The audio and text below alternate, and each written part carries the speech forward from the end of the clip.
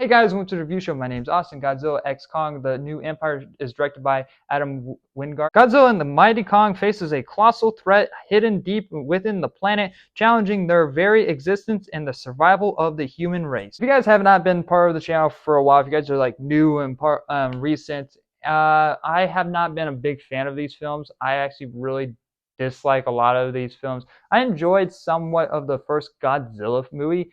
Like, it was intense. It was somewhat scary. It didn't show Godzilla too much. It was a nice, and the characters in that film were at least likable. We got Kong Skull Island, which was all right by itself too. It wasn't the greatest, but it was fine. And then after that was Godzilla King of the Monsters.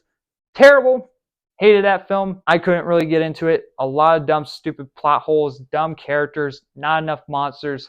And then we moved on to Godzilla versus Kong, which was just even worse because the movie wasn't really what that they wanted to be. Like, it wasn't really Godzilla versus Kong. It was actually Godzilla Kong versus Mega Godzilla, and it was like almost like a Batman versus Superman type of film. Hardly any fights. There was still a lot of characters.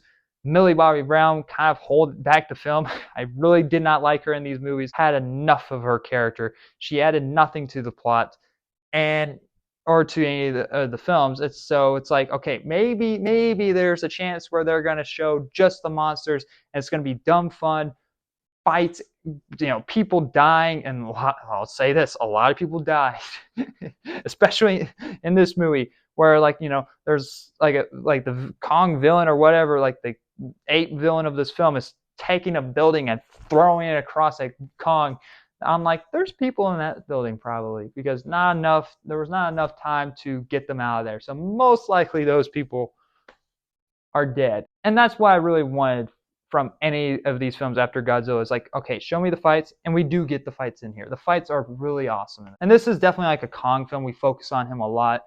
He really wants to find a home in the movie, and actually comes across this like somewhat like situation where it's like he found, like, other apes. He's like, oh cool, there's others of him. You have this like this asshole ape, running things, and just it's like, it doesn't care. He will kill you whenever you give him the chance. And they've also kind of are setting up towards the end of this movie that this guy wants to cause destruction onto the upper lands, the upper surface where where the humans live. And it's like, all that kind of just is the last 20 minutes of the film. We do really focus a lot on human characters in the middle, and like in the middle part of the film. Like, the first half of the film does have like a Godzilla and Kong kicking ass of like other creatures, and towards like the middle of the second act, for like a good 30 minutes or 40 minutes, we focus on the backstory of these creatures, which is fine. I don't have a problem, human characters being in the film. They were just mostly there. And when they're there to explain exposition, it's like, how'd you know that? At least have people that explain it make sense. Like, the people that should really mostly I would accept know it is like the science people. But randomly, this dude who was the from the previous film with Millie Bobby Brown, I can't remember the character's name or the actor's name, but he was the podcast dude from the previous film. He comes back in this one, and out of nowhere, he suddenly knows like these certain things. I'm like, how do you know this? And he was kind of like this out of left field type of character in this film, even though we have a character that's like this, like, Western badass type of, I don't know, like a cowboy type of dude. He seems that this guy seemed like he was having fun on set, and like, having fun playing the role. And he was funny at times, but then we have this podcast dude who kind of just underwhelms everyone else's performance. And they kind of lifted him up a tiny bit, but like whenever he makes a joke, it's like, okay.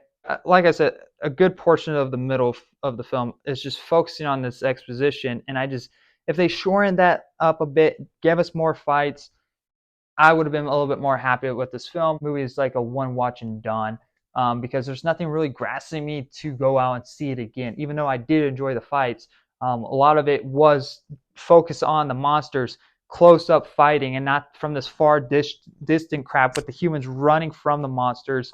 Like the monsters were the center of this film, which is what we were asking for. I can't believe it took them 10 years to finally figure that out, but we finally got what we wanted.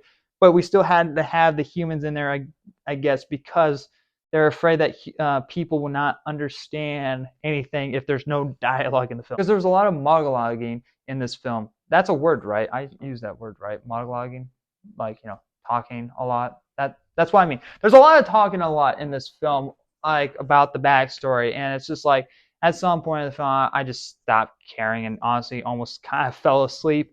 And next, the movie kind of picks up back towards the end with the fights.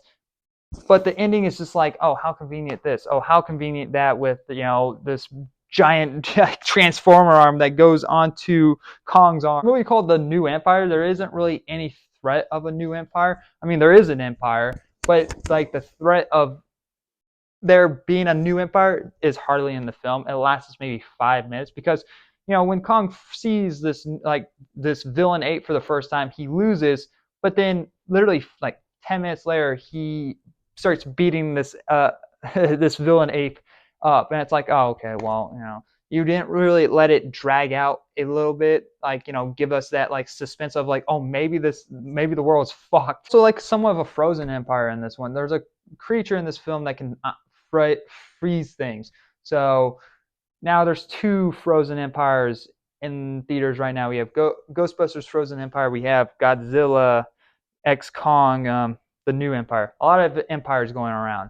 Apparently, definitely the Godzilla X Kong one takes the cake of being a better film over Ghostbusters. But both of the problems that they have is the threat doesn't last that long to feel threatening or to feel any sense of care. It's just like, I just want to see some dumb action. Okay, there it is. Cool. I got what I want. I'm gonna give Godzilla X Kong: The New Empire a C plus. It's fine for what it is, really. I got what I wanted, and I think it also has to do with I was really satisfied with Godzilla minus one. That like now we had this film to deal with. I really enjoyed what I got all the good writing, the human characters, the suspense, and from that film, that's like, what, I'm fine with some just dumb fun. But guys, thanks very much for watching. And like always, I'll see you guys in the next review. Bye, guys.